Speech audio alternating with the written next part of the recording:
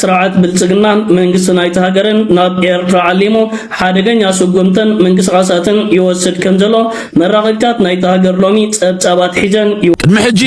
ንትግራይ ዝትንክፍ የለን ምስ በልኩ ኣብቲ ሓንቲ ወስታ ናይ ድሮን ኣወል ስዒድ ትግራይ ኣይትትንከፍን ትብል ዶ ይነበርካን ኣበይ ዳኣላ ሕጂ ኤርትራ ዝብሉ ሕዚ ያክል ክንብሎም ኣለና ከም ትግራይ ንዕገሶ ጽንፈኛ ትምክሕቲ ሓይሊ የለን ሎሚ እውን ድሮን ደብዲባ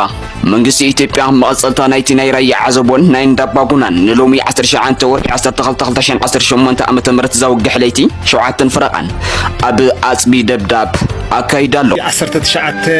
ዘውግሕ ደብዳብ ድሮን ኣብ ምራቃው ዞባ ወረዳ ኣጽቢ ጣብያ ፈለገ ወይኒ ዝበሃል ኣከባቢ ናይ ድሮን ደብዳብ ግብር ሓዲር ኣሎ ማዓንቲ ናብሎም ማዓንቲ ዕለት 19 ወርሒ 12/2018 ዓመተ ምህረት ዘውግሕ ለይቲ ሰዓት 7 ፍረቃን ኣከባቢ ኣብ ወረዳ ኣጽቢ ንኣንፈት ምራቅ 5-6 ኪሎ ሜትር ርሒቁ ኣብ ዝርከብ በሊጋ ዝተባሃለ ቦታ ኣብ ሱር ኮንስትራክሽን ደብዳብ ድሮን ከም ዝተኻየደ ካብቲ ቦታ ዝርከቡ ተኸታተልቲ ኢዚ ሚድያ ሓቢሮምልና እዮም። ናይ ትግራይ ሰራዊት ናብ ጋሸና ኣትዩ ዝብል ሕዚ ናይ ትግራይ ሰራዊት ዝበሃል የለን ናይ ዓፋር ሰራዊት ዝበሃል የለን ናይ ጽምዶ ወይ ናይ ጥምረት ሰራዊት ኮይኑ ይዝኸዘሎ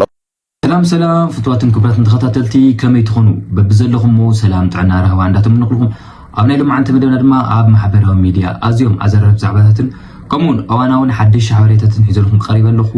ኣብ ኤርትራን ትግራይን ዘሎ ምዕባለታት ጽምዶ ከምኡውን ኣብ ኢትዮጵያ እንታይ ይባሃሉ ሱዳን እውን ዘሎ ሓድሽ ወታደራዊ ፖለቲካዊ በሓደ ክንብ ክንትንተና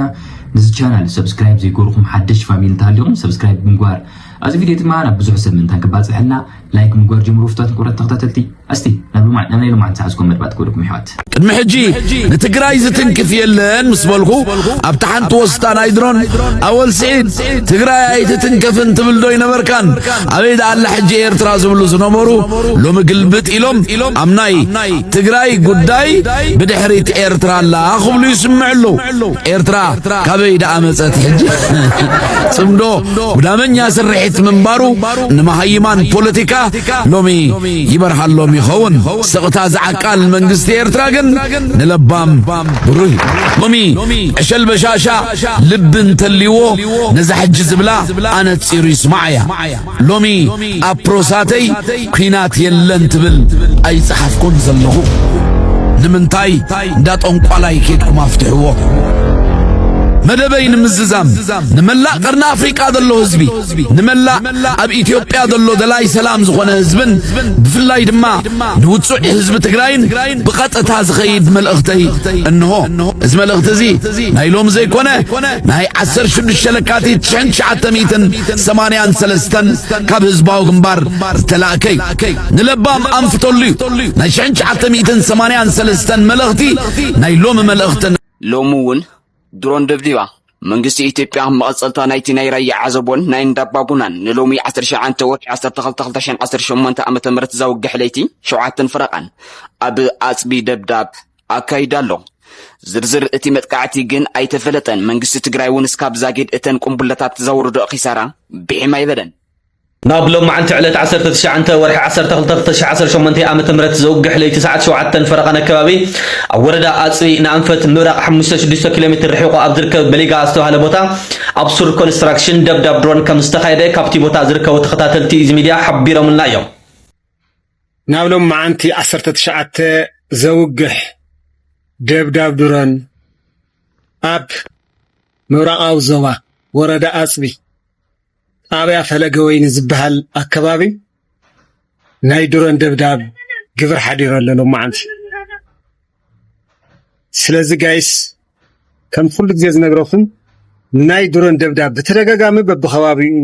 ይድብድብ ስለዘሎ ብዝተኻእለ መጠን ጥንቃቐ ክትገብሩ ክሕብረልኩም ይደሊ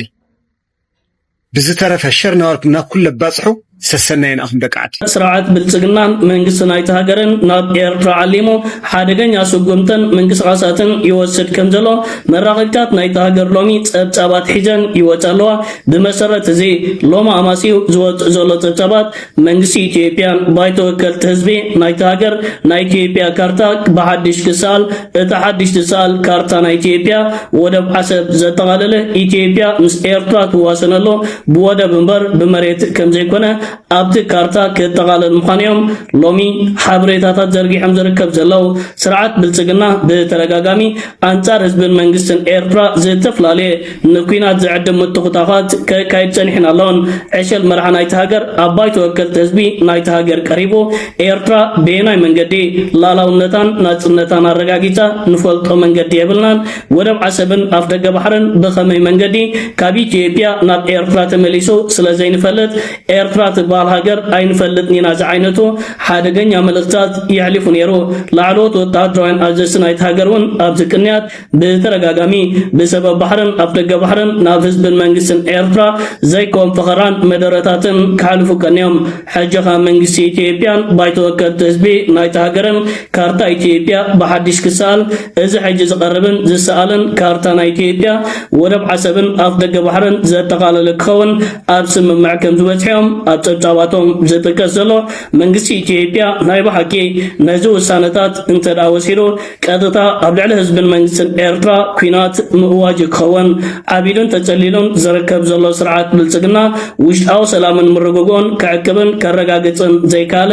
ናብ ሓንቲ ርግእትን ሰላማዊትን ሃገር ዘካይዱ ዘሎ ሓደገኛ ምንቅስቃስ ነዚ ዞባን ንጎረባብቲ ህዝብታትን ናብ ክነጽፈን ክዓርፍን ዘይክእል ሓደገኛ ኩናትን ወረ ኩናትን የምርሐሎ እቲ ኣዝዩ ዝገርም ጉዳይ ማሕበረሰብ ዓለም ነዚ ስርዓት ብልጽግና ንላዕላውነት ኤርትራ ዝገህጽ ዘካይዶ ሓደገኛ ምንቅስቃሳት ክሳብ ኣብዚ ሕጂ እዋንን ሰዓትን ዓገብ ክብል ዘይምኻልዩ ጽባሕንኮ ስርዓት ብልጽግና ጠልቀት ከፊሉ ናብ ህዝብን መንግስትን ኤርትራ ወስምስ በለ ኣዳው ምስተሰብረ ማሕበረሰብ ዓለም ሻዕብያ ግደፉ ኤርትራ ግደፉ ክብሎ ክንከታተሎምን ክንዕዘቦምን ኢና ዓቕሊ ደረት ኣለዎ መንግስቲ ኤርትራን ህዝቢ ኤርትራን አካል ህዝብን መንግስትን መሪሕነትን እዩ ንሱ ስለዝኾነ እዩ ነቲ ብሰብ ስልጣን ስርዓት ብልጽግናን ዕሸል መርሓ ናይቲ ሃገር ዝግበር ናብ ህዝብን መንግስትን ኤርትራ ሓደገኛ ምትኹታኽ ብዓቕልን ብልዙብ መንገድን ሒዝዎ ዝርከብ ካልእ ሃገርን ካልእ መሪሕነትን ነይሩ እንተዝኸውን ምስ ስርዓት ብልጽግናን ምስ ኢትዮጵያን ናብ ካልእ ኩናትን ኩነታትን ኣትዮም ሃለው ዓቕልን ትዕግስትን ናይ ህዝብን መንግስትን ኤርትራ ንስርዓት ብልጽግና ዘሻዶነ ይመስል እዚ ስርዓት መመሊሱ ንክብረት ኤርትራን ኤርትራውነትን ዝግህዝ ተግባራት ብተደጋጋሚ ይፈጽም ኣሎ እዚ ነገራት ክውን እንተዳ ኮይኑ ኢትዮጵያ ትባል ሃገር ድሕሪ ደጊም ክንሪኣ ኣይኮናን ምክንያቱ ብዙሓት ኢትዮጵያታት ክፍጠራ ስለዝኾና ሓንቲ ሃገር ንጥፍኣትካ እንተዳ ሰሪሓ ማዕረ ማዕርዩ ነቲ ሃገር ከተጥፋን ነቲ ክመፀካ ዝኽእል ሓደጋታት ከተጉድሎ ሕጋዊ መሰልን ባይታን ስለ ዘሎ ብልጽግናን ናይ ጠልቀፍከፍ ባህርያቱን ተግባራቱን ናብ ኤርትራ ብኸንዲ ዘለዎ እንተዳ ቀፂሉ ህላውነት ናይ ስርዓት ኣብ መወዳእታ ናይ ዓመት እንታይ ክመስል እዩ ሓቢርና ክንከታተሎን ክንዕዘቦን ኢና 360 ን4 ኪሎን ንከተማ ኣዲስ አበባን ብጸላቲ ከቢቧ ዝርከብ ዘሎ ስርዓት ብልጽግና መዋጽኦ ዝበሃል ይብሎን ምስ ሃገርና ኤርትራን ምቕያር ካርታ ናይ ኢትዮጵያ ተታሒዞ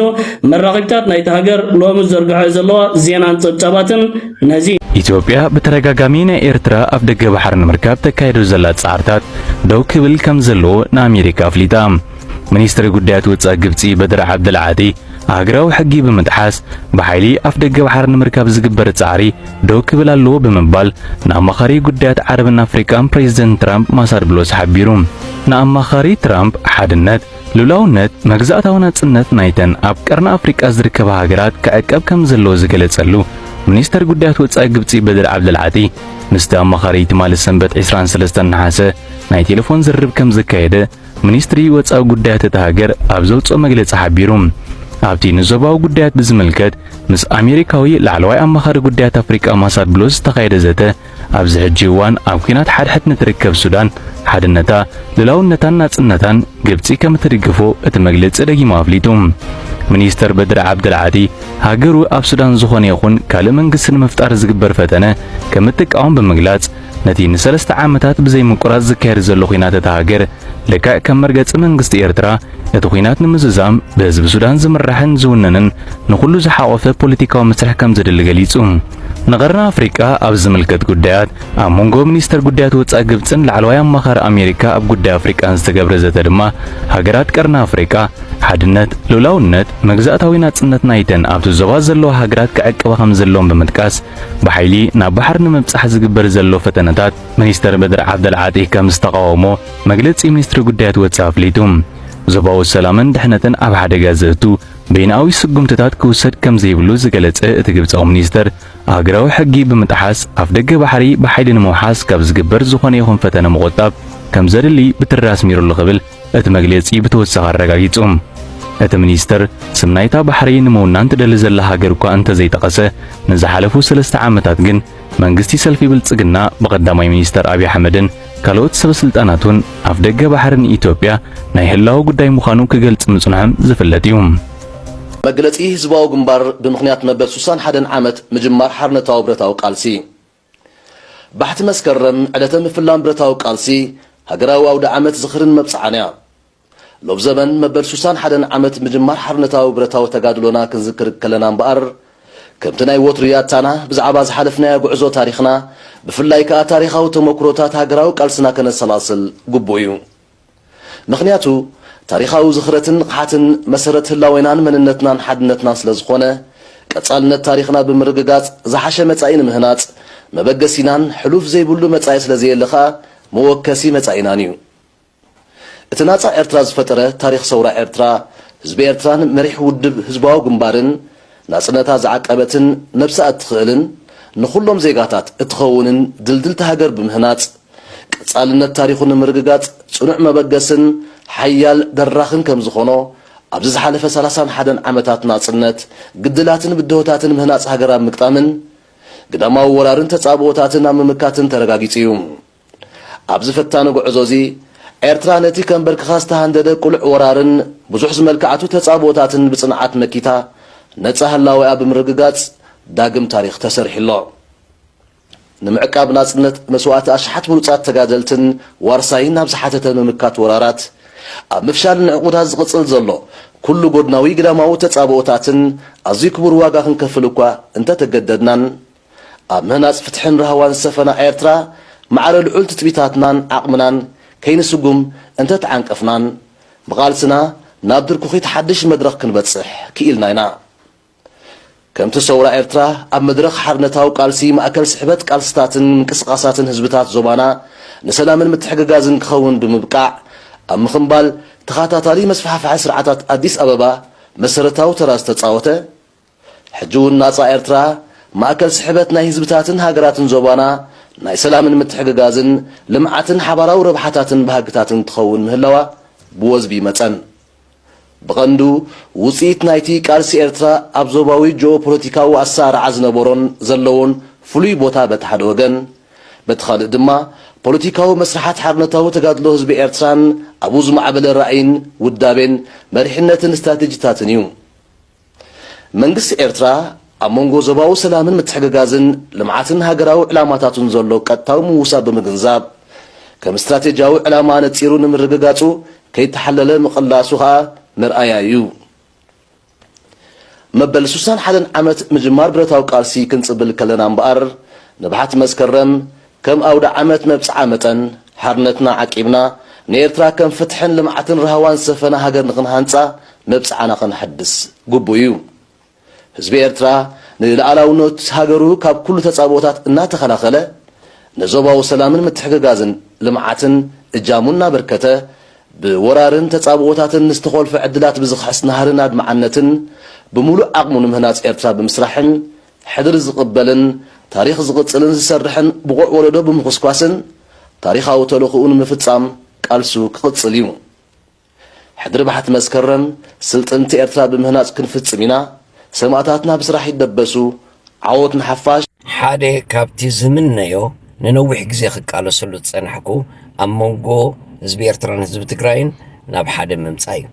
ኣብ መንጎ ክልቲኦም ዘሎ ሽግርታት ተፈቲሑ ዝዓበየ ናይ 100 ዓመት ጣቓ ናይ ጽልኢ ክቕንጠጥ ይብል እምነት ኣለኒ ትማሊ ሓደ ካብቲ ዘሐጎሰኒ ነገር أبزال أنبسا زنبرة ركبي زركب زي كابتنا كرم حج زنبرة دوبات تخفيت ركب فليز بلاي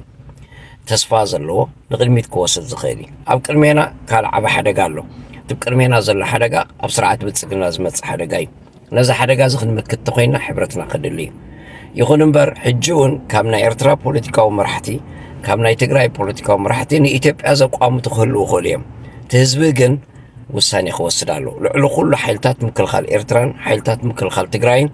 حلافنة وسيدهم مجمّر خاقهم متقوز قبهم ربحان تقمن نايت هزبيو تقراين إرتران بحجون بكل ملاك التحقا قزع حبيرا كسر كمتا موزيقى تزرق تسرحنا مراحنا وتزريق تقراي تقوديو كند بحاويركا نبلسقنا تقتم أبزو خوينهم نبلسقنا سرح ناثنا مرحتي كمورحيو من نازقان بدنا يوم نار أنا يوم تقليم منام كرم الدسام هذا متقليمنا تاسم بريتوريا بوانا بلسقنا تحاور تخاطه حما أقاطام خوينو تحاور تخاطه رهيبون تزل على قول عم تهلا وشتي حدنا تذيها اليوم بزح نقر يمسل مالك زرق خبلو زي خالو زي جور نقرون يلا ما كينات طلعني يركا كينات بعلي زرق تسل نوري هذا سكراي زرق قم عندهم نقول لهم زرق قم أود بزرق قم أبصراوي زرق قم أحب زرق قم أو هم زرق قم كم راكون كليا بفلين أهم يتوسعكم كفتام ثامن جان ساعة كفتام مرة راحت مس نقول نازري كمان إذن من تغنى نبيل سكنا نسألاتي زي أم درين يرم زي مسات إمام زي وطأ من بهنور حزر فينا لنا ما أتوي سرسرنا رخينا لنا تعويتنا لنا ونبها نيري موقعنا تأتسل رخو مالي إذن تحاوشوا تسمع بريتوريا يود كتسليخ آلت 4 عمد تتحسد تتحسو تقمتنا فرمنا التشن 15 كافتات حساسية تجمر شع عمد زنا كبيد برات مرقاف قال ملز بهذا المرة تذكروهم نسا كتفتح انت الله كبيد برات قولنا نقولني وررتي كوز وياتني انا تفضوا قولنا نقولني اتل مالت علت 15 سنة جمركا بحساس 15 شعب وصي مالت يكون نجم 15 جمر 16 جمر له مالت تزيل الأسفل تقرر مالت عدك تفتح عندنا نحن ما تقوينا هنا عدك فتحنا تانا كبيد برد نمتاينا ومسانا قديفكم عدك فتحنا نمنتاي التفاق تتسن ورد خوص منك concurrently أتول تسمع مثلا disarmament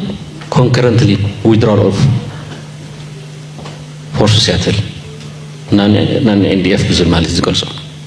ناي مكلاكيا زي هونو قالوا كلهم هو زي أتل concurrent بحده وزي أنت خوينا ناتنا لعله هلو حزي شو عزنا يروح حزون حزنا نبوستو ملاس لزخنا بارقل تفنا نراقف نجاجا نيرنا هنا نعتقد نفتحن فمدين قبرنا دحن نفتح بجهزنا يأتو